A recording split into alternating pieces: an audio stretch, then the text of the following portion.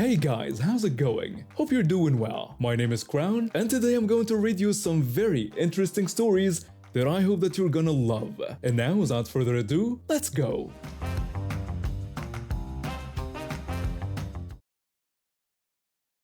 I come from a family where holidays have always been a bit scattered. My husband and I usually pack up and travel somewhere for Thanksgiving, sometimes to visit his parents, sometimes to see my side of the family. But this year was different. There was this amazing concert happening the day after Thanksgiving that we've been wanting to see for months. The tickets weren't cheap, and we figured why not stay home for once and do our own thing. So I decided to host a small Thanksgiving dinner. Nothing fancy, just 8 people total. Some close friends, my husband's brother and his wife, and a few family members who lived nearby. I spent weeks planning the menu and preparing everything. I wanted it to be perfect since it was my first time hosting the holiday. One person I decided to invite was my cousin. Let's call her Karen. She's in her mid-40s and lives maybe 25 minutes away from us, but we barely talk. I see her maybe once or twice a year at family gatherings, and that's about it. But I thought, why not extend the olive branch? Family is family, right? I called her about 2 weeks before Thanksgiving. I told her I was hosting a small dinner and asked if she wanted to join us. She said yes and asked what time. I told her we were planning to eat around 3 and that she could come earlier if she wanted to chat. She just said it sounded good. That was pretty much it. No questions about what to bring, no offer to help with anything. The day of Thanksgiving arrived, and I'd been cooking since early morning. The turkey was perfect, the sides were ready, and everything was set up beautifully. Our other guests started arriving around 2:30, bringing wine and desserts and just good energy overall. Everyone was chatting, helping with last-minute things, and the house felt warm and festive. At exactly 2:55 p.m., Karen showed up. Not 2:45, not 2:50. Literally 5 minutes before we were supposed to eat. She walked in without bringing anything. No wine, no dessert, not even a bag of dinner rolls from the grocery store. I greeted her and said I was glad she could make it, mentioning that we were just about to sit down. She apologized for being late and blamed traffic, which was weird because there's never traffic between her place and mine, especially not on Thanksgiving afternoon. But whatever. I introduced her to the friends she hadn't met before, and we all gathered around the table. My husband always says a blessing before big meals. It's nothing long or preachy, just a simple moment of gratitude for the food and the people we're sharing it with. When he started speaking, Karen pulled out her phone. Not to silence it or put it away, to start scrolling through social media, right there at the dinner table while everyone else had their heads bowed. I tried to catch her eye, but she was completely absorbed in whatever was on her screen. The blessing lasted maybe 30 seconds, and she didn't look up once. Throughout dinner, she was the same way. Everyone else was talking, laughing, sharing stories, and Karen was glued to her phone. She'd occasionally grunt a response when someone directly asked her something, but that was it. It was like having a teenager at the table, except she's a grown woman in her 40s. About 45 minutes after we started eating, right when I was getting ready to bring out the desserts, Karen stood up and announced she was leaving. I asked if she was leaving already, pointing out that we hadn't even had pie yet, and that I'd made 3 different kinds. She said she was meeting a friend at the movie theater for the 6 o'clock show. I was stunned. She'd been at my house for less than an hour, spent most of it on her phone, and now she was rushing off to hang out with someone else. But I tried to be gracious about it. I asked if she wanted me to pack her a plate to take home, explaining that I was going to have tons of leftovers. She said no, not right now, because she wasn't going straight home. I offered again, saying I could put together a container really quickly, but she said she was good. And with that, she grabbed her purse and headed for the door. She didn't say goodbye to anyone else at the table, didn't thank me for dinner, nothing. Just walked out like she was leaving a restaurant. The rest of us looked at each other with raised eyebrows, but we didn't dwell on it. The evening continued perfectly without her. We had dessert, played some card games, and everyone helped clean up. It was exactly the kind of cozy, relaxed Thanksgiving I'd hoped for. Friday evening came and my husband and I were getting dressed for the concert. We were both really excited. The band was one of our favorites, and we've been looking forward to this for months. We were just about to walk out the door when my phone rang. I looked at the caller ID and saw Karen's name, which was weird because she never calls me. I answered, and she told me she was nearby my house and asked if she could swing by and grab some of those leftovers. I literally stopped in my tracks. My husband looked at me like something was wrong because I must have had the most confused expression on my face. I told her we weren't home and that we were heading out to a concert. She asked when we'd be back. I explained that it would be late because the concert didn't even start until 8. Then she asked if we could come back real quick, saying she was literally right down the street. She wanted us to turn around and come back home so she could get leftovers that she'd already turned down. I told her we weren't turning around because we'd been planning this evening for months. She pushed back, saying it would just take 5 minutes and that she was really close to the house. Her tone was getting annoyed, like I was being unreasonable for not dropping everything to accommodate her last-minute request. I reminded her that if she wanted leftovers, she should have taken them yesterday when I offered them. She said she didn't want them yesterday but wanted them now. I told her we weren't coming back and that she'd had her chance. She called the whole thing ridiculous and said it was just food. I agreed that it was just food. Food that she'd turned down when it was offered at the right time. She hung up on me without saying another word. My husband asked if she'd seriously just asked us to come home from our date night so she could get leftovers. I confirmed that yes, she had. We went to the concert and had an amazing time. But I kept thinking about the whole situation. The more I thought about it, the angrier I got.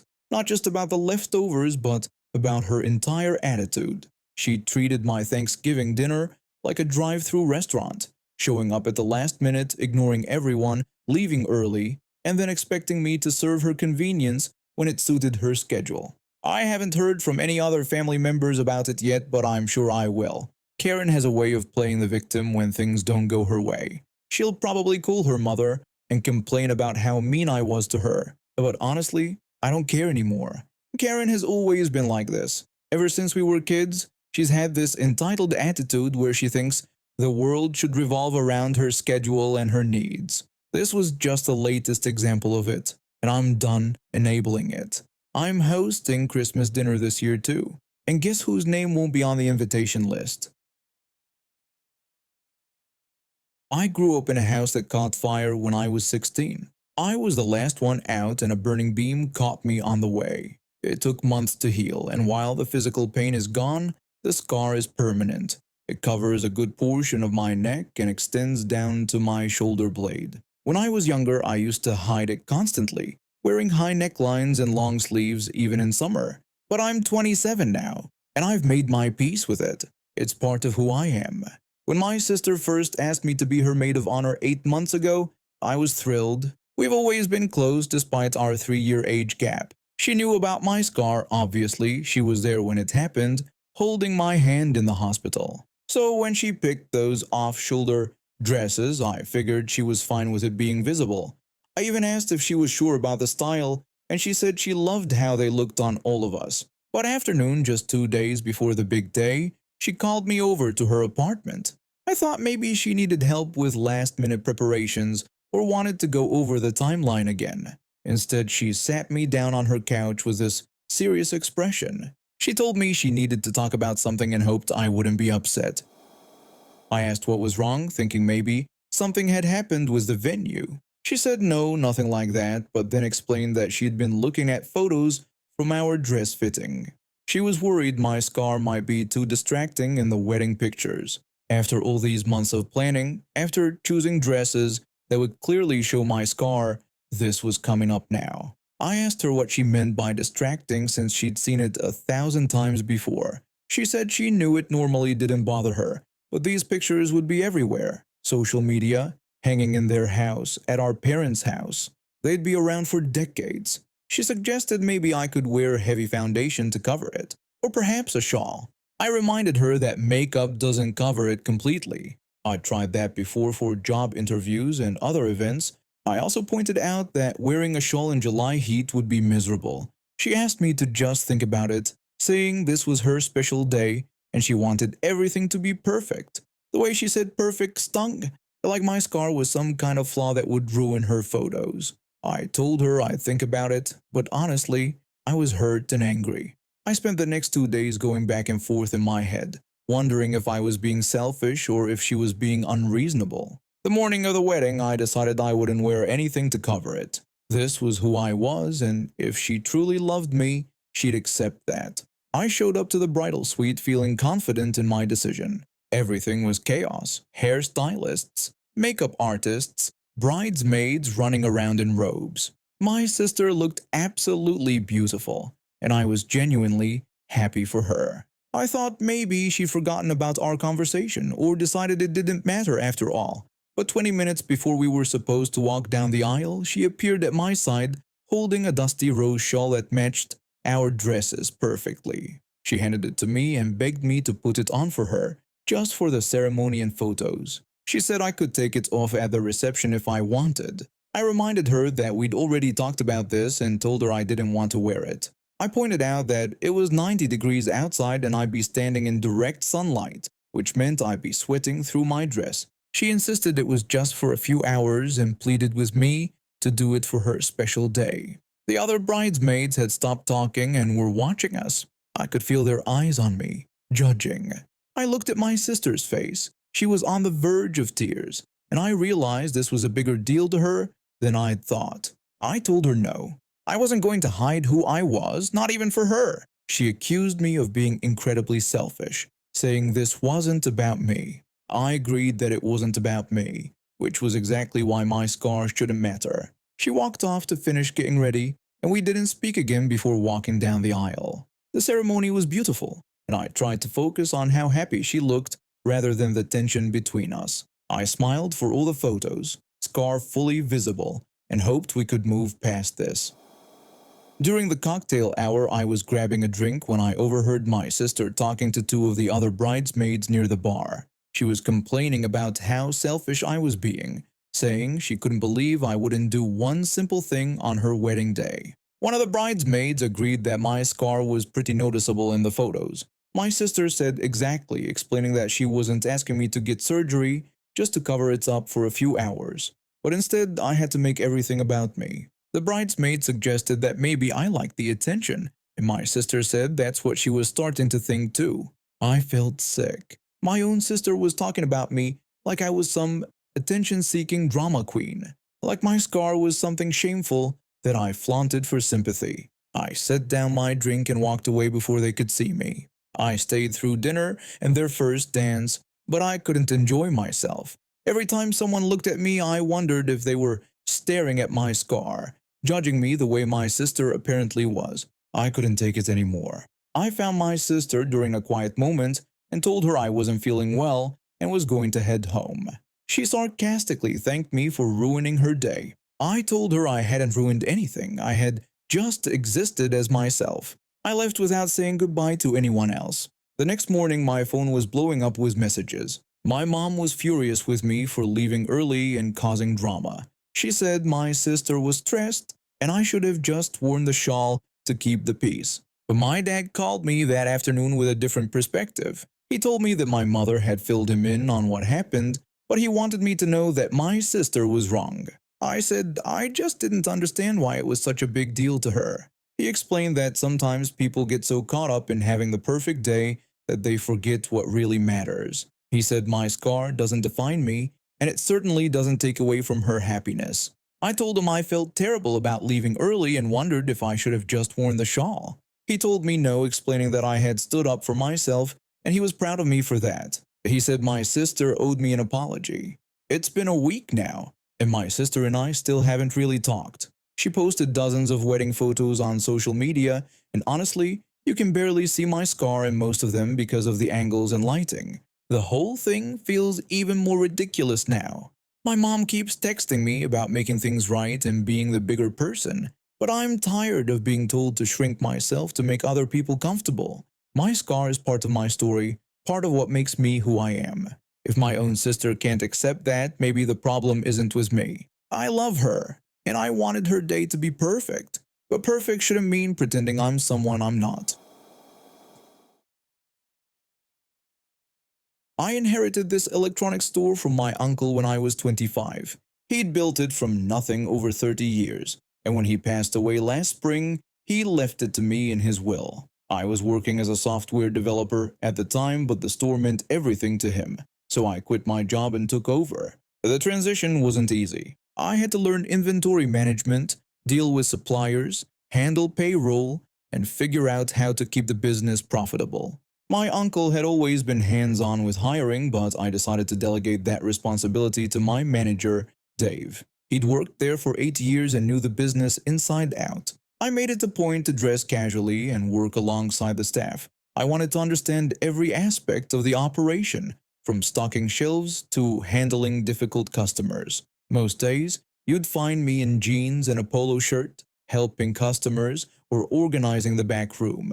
The employees knew who I was, but I encouraged them to treat me like any other coworker when customers were around. The other day, Dave told me he'd hired someone new for our busy holiday season. A woman in her late 20s who seemed confident during the interview. He said she'd start Thursday morning and I should probably introduce myself when I got a chance. Thursday arrived and I came in through the back entrance like usual. I grabbed my coffee and walked onto the sales floor to check how things were going. That's when I spotted her. She was tall, blonde, and standing behind the counter looking somewhat lost while staring at our point of sale system. I walked over with a friendly smile. The store was busy with several customers browsing our laptop section and a couple examining smartphones near the front. I greeted her warmly and told her she must be the new hire Dave mentioned. I said I was one of the workers here. She looked me up and down with obvious disgust. Her expression shifted from confused to downright hostile in about 2 seconds. She said, "Great, another creepy guy trying to hit on her first day." I blinked, completely caught off guard. I told her I wasn't trying to hit on her. I said I just wanted to introduce myself and let her know that if anything was unclear about the systems or procedures, she could ask me since I'd been here a while and could show her the ropes. She asked if I was serious right now. Her voice got louder, and I noticed a few customers starting to look our way. An older gentleman shopping for a tablet stopped and turned toward us. She said I walked up to her, some random ugly guy, and thought she was going to fall for my pathetic attempt at flirting. She told me to look at myself in a mirror sometime. I tried to explain that there had been a misunderstanding and that I was just trying to be helpful as a colleague. She asked if I thought I was a colleague. She said I was what, like a 2 out of 10 on a good day, and asked if I really thought I had a shot with someone like her. A family with 2 kids had stopped pretending to look at gaming accessories and was now openly staring. The mother looked horrified. A couple of our regular customers near the computer section were shaking their heads. She said she would make this crystal clear for my tiny brain. She said I was nowhere near her league and wouldn't date me if I was the last man on earth. She told me to take my creepy offers to show her the ropes and shove them where the sun doesn't shine. The entire store had gone quiet except for the background music. Even Dave had come out from the office and was standing there with his mouth open. Our part-time employee Sarah looked like she wanted to disappear into the floor. I felt humiliated, but more than that, I was angry. Not just at her words, but at how she was treating what should have been a simple workplace interaction. And she was doing it in front of our customers. I told her we needed to have a conversation in the office. She said she wasn't going anywhere with me. Creep. She said Dave hired her, not some random floor worker who thought he could boss her around. That's when I'd had enough. I told her I needed to clarify something and said, I wasn't just a floor worker. Dave stepped forward, realizing what was about to happen. He said, "Oh no." I told her I owned a store, that Dave worked for me, and that as of right now, she was fired. She asked what and said that was impossible. She called me just some loser trying to impress her. Dave said I was telling the truth. He told her I inherited the store from my uncle and hired him as manager. I walked behind the counter and pulled out my business cards from the drawer, the ones with my name and owner printed right underneath the store logo. I said these were mine and asked Dave to escort her out and make sure she returned any store materials. She said I couldn't do this and that I was firing her because she rejected me. I said I was firing her for creating a hostile work environment, verbally abusing a coworker, and causing a scene in front of customers. I told her she'd been here less than 4 hours. The customers who'd witnessed everything started clapping. The older gentleman shopping for tablets actually said, "Good for you, son." She said this was discrimination and that she'd sue. I told her she was free to explain to a lawyer how offering workplace assistance constituted harassment, but she'd need to do it from somewhere else. Dave told her to come on, let's go to the office so she could collect her things. She said I'd regret this and that she knew people. I said the only thing I regretted was that Dave didn't screen candidates better. When Dave walked her toward the back office, she kept turning around and shouting threats. She called me pathetic, said I was on a power trip, and claimed she was too good for this dump anyway. Sarah said she couldn't believe that just happened. I said neither could I and apologized that she had to see that on her first day. The customers gradually went back to shopping, though a few came up to tell me they thought I'd handled it well. The older gentleman buying the tablet said he'd been coming here for years and had never seen anything like it. About 10 minutes later, Dave returned alone. He told me she was gone and had demanded 2 weeks severance pay for emotional trauma on her way out. I asked if he gave it to her. He said he told her she was lucky we weren't billing her for the disruption to business. Sarah said she'd never seen someone get fired so fast. Dave said he was really sorry about this and that her interview was completely normal. He said she seemed professional and had good references. I told him not to worry about it and said some people don't show their true colors until they're comfortable. Dave asked if we should call her references. I said it might be worth a quick check, but honestly, I just wanted to move on. I've always had this weird thing where kids just gravitate toward me. Even when I was little, my mom said strangers, toddlers, would waddle up to me at grocery stores. Now in my 20s, it still happens constantly. At church, random kids will climb into my lap during service like I'm their personal jungle gym. It makes me nervous because I honestly have no clue what I'm doing with children, which is pretty ironic considering where I work. The theme park job happened by accident. I needed something that paid decent and had flexible hours for school. When I saw they were hiring for quick food service at the resort restaurants, I figured how hard could it be. Turns out working at the most magical place on earth comes with its own unique set of challenges. The resort restaurants stay packed year-round, but summer is absolutely insane. Families pour in from everywhere, all wanting the full experience. Parents are stressed, kids are overstimulated, and everyone's running on 3 hours of sleep and overpriced coffee. Most days I'm just trying to keep my head above water, taking orders and keeping the peace. On that one day, we were slammed from the moment we opened. The lunch rush was especially brutal, with what felt like half of Florida crammed into our little quick service spot. I was bouncing between registers, trying to help wherever the lines were longest. I was heading to register 3 when I had to stop and wait for this huge group to move out of the walkway. That's when I felt the tiniest tug on my sleeve. I looked down and saw this chubby little hand gripping my shirt. The baby attached to it was absolutely adorable. Big blue eyes, completely bald head, and the chubbiest cheeks I'd ever seen. I said hello to the sweet baby girl. The baby just stared at me with those huge eyes while her mom beamed. The mother gushed about how the baby never acted this way with strangers. She explained that her daughter was usually so shy around new people and wouldn't even let her own sister hold her most of the time. The baby kept reaching her arms up toward me, making little grabbing motions. Her mom asked if I would mind holding her for a moment, saying it was so unusual for the baby to want attention from strangers. She promised the baby was clean and everything. I hesitated. This wasn't exactly standard procedure, but the mom seemed nice enough and the baby was being so sweet. I told her sure, but just for a quick second. I scooped up the little chunky monkey and she immediately settled against my hip like she'd been there a million times before. She was heavier than I expected, but so content, just looking around at everything with those curious eyes. I talked sweetly to the baby, telling her what a good girl she was and asking her name. I looked up to get an answer from the mom, but something was wrong. Really wrong. Where 3 people had been standing 30 seconds ago, there was now empty space. I spun around, scanning the crowd.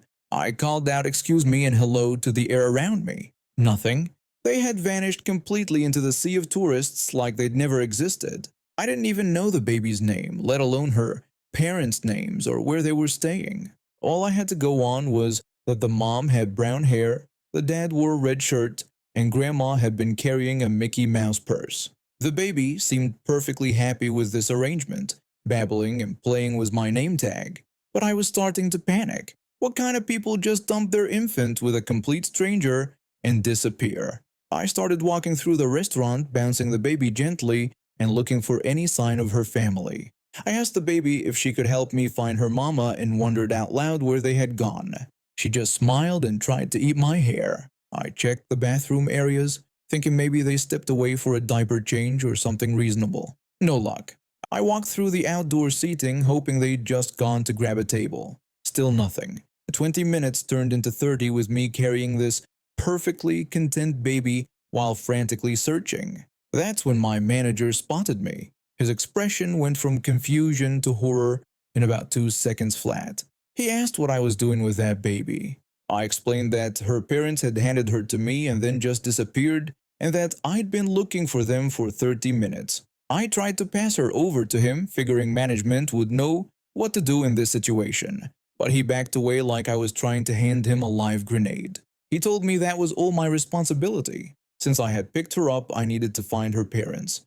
I asked if he was serious. He said he was dead serious and that he wasn't taking responsibility for someone else's kid. And he walked away. Just left me standing there holding a baby that wasn't mine with zero help or guidance. The baby thought this was all hilarious, giggling and clapping her hands like we were playing the world's best game. Another 10 minutes went by.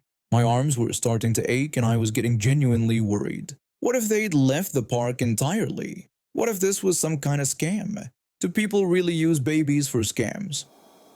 My mind was racing with increasingly horrible possibilities. Then I spotted her. Grandma with a Mickey purse was walking near the entrance, looking around nervously. When she saw me, her face went through about 5 different expressions before settling on something that looked like disappointment mixed with resignation. She actually started to turn around and walk the other way. This woman saw me holding her granddaughter and tried to escape.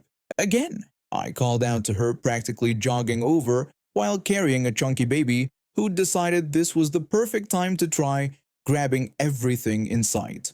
I told the grandmother that I believed the baby belonged to her. I held out the baby, who immediately started reaching for Grandma. At least she recognized family when she saw them. The grandmother took the baby but didn't look happy about it.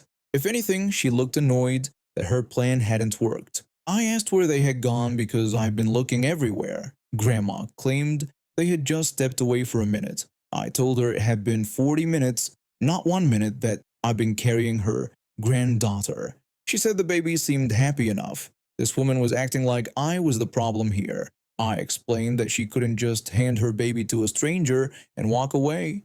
I asked what would have happened if something bad had occurred to the child, or if I had been some kind of dangerous person. Grandma argued that I worked there, so I was supposed to help guests. I told her I worked at a restaurant, not a daycare, and that even if I did work at a daycare, she would still need to fill out paperwork and actually stay in the building. She huffed like I was being unreasonable and walked away without another word. The baby looked back at me over Grandma's shoulder and waved her tiny hand like we were old friends, saying goodbye. I stood there for a minute trying to process what had just happened. Did this family really think it was acceptable to use theme park employees as free babysitters? Did they have any idea how many things could have gone wrong? The rest of my shift was a blur. Every time I saw a family with a baby, I found myself walking the other direction. Word spread quickly among the other employees about what happened, and apparently this wasn't even unusual. My coworker told me she'd had parents try to leave their 8-year-old with her during bathroom breaks that turned into hour-long shopping trips. The manager who'd refused to help me earlier came by near the end of my shift. He asked if everything worked out with the baby situation. I told him I had found her family, but no thanks to him. He said that was good, and then told me that security doesn't usually get involved unless a kid has been missing for over 2 hours. He explained this kind of thing happens more than I would think. I told him that was terrifying. He welcomed me to the magical kingdom with a tired shrug. I learned two important lessons that day. First, some parents apparently think theme park employees are interchangeable with professional child care providers. Second, my weird ability to attract children was going to be more of a liability than a gift in this job. From that day forward, I kept my interactions with guest children to absolute minimums. Polite waves from a safe distance became my new policy. I felt bad about it because most of the families were genuinely nice people just trying to make memories. But after having someone's infant dumped on me like I was a human lost and found box, I wasn't taking any chances. The really sad part is thinking about that sweet baby. She was so trusting and happy, completely unaware that her family had essentially abandoned her with a stranger. What kind of message does that send to a child about safety and strangers? I stayed at that job for 8 more months, and while nothing quite that dramatic happened again, I heard similar stories from other employees regularly. Parents using bathroom trips as opportunities for solo shopping sprees, leaving kids at restaurant tables while they went to ride attractions, asking random employees to watch their children for just a few minutes that turned into hours. The most frustrating part was how entitled these parents acted when confronted. Like the theme park owed them free child care services on top of everything else. Like minimum wage food service workers were supposed to drop everything and become temporary nannies without warning or compensation. That baby would be about school age now, and I sometimes wonder if her family ever realized how wrong what they did was. Probably not. Living in a small farming town means everyone knows everyone, and usually that's a good thing. But lately, we've been dealing with a serious problem. Drug addicts have been hitting our area hard, stealing anything they can get their hands on to fuel their habits. Gas, tools, anything not nailed down disappears in the night. My partner and I live in this beautiful old house that's over 100 years old. We share a driveway with our neighbors, who are honestly some of the best people you could ask for. The mom is this sweet elderly woman who spent years fostering and adopting kids. Most of them are grown now, but she still has 2 adult children living with her. One lives alone and the other has a partner with 4 kids. Their oldest is just starting elementary school. Because of all the thefts happening around here, we finally broke down and bought security cameras a few months ago, including one of those doorbell cameras. I figured it was better to be safe than sorry. A few days ago, I walked out to my car in the morning and noticed something was off. The gas tank door was hanging wide open. That sent up red flags right away because I always make sure to close it properly. When I was looking around, I spotted a large pocket knife on the ground next to our other vehicle's gas tank. I'd never seen it before, and I knew it didn't belong to us. I took a picture of the knife and texted it to our neighbors, asking if it was theirs. They quickly responded that it wasn't. That's when I knew I needed to check the camera footage when I got home that afternoon. When I finally sat down to review the recordings, my blood started boiling. At exactly 6:40 a.m., a Chevy had pulled up and parked at the end of our driveway, right on the other side of our fence. Some guy got out and spent the next several minutes walking up and down our driveway like he owned the place. The footage showed him walking straight up to our garage and looking inside, though thankfully, he didn't actually enter. Then he made his way onto our front porch, clearly searching for something. The whole time he was carrying this length of plastic tubing. It was obvious what he was after. He was trying to siphon gas from our vehicles. What made me laugh despite my anger was watching him struggle. One of our cars was completely empty, and the other has a gas tank that won't open from the outside. After failing to get any gas, he started looking around for a spare gas can to steal. We actually had one, but it was stored where he couldn't see it. After all his effort, the idiot walked away empty-handed. I downloaded all the video files and sent them to our neighbors, asking if they recognized the guy. Their response came back right away, and it wasn't what I was hoping to hear. They told me it was one of their brothers, someone who has serious drug addiction issues. He's been trespassed from their property and has a long history of stealing from people. They encouraged me to contact the sheriff's office right away and file a report. I also decided to post the videos on some local community Facebook pages being careful not to mention any names or who I suspected. I just asked if anyone could identify the person in the footage. The response was quick. Several people reached out with information, and almost everyone was pointing toward the same person, our neighbor's brother. I gathered all this information along with the videos and photos of the knife and headed to the sheriff's office. The deputy who took my report knew exactly who I was talking about the moment I described the situation.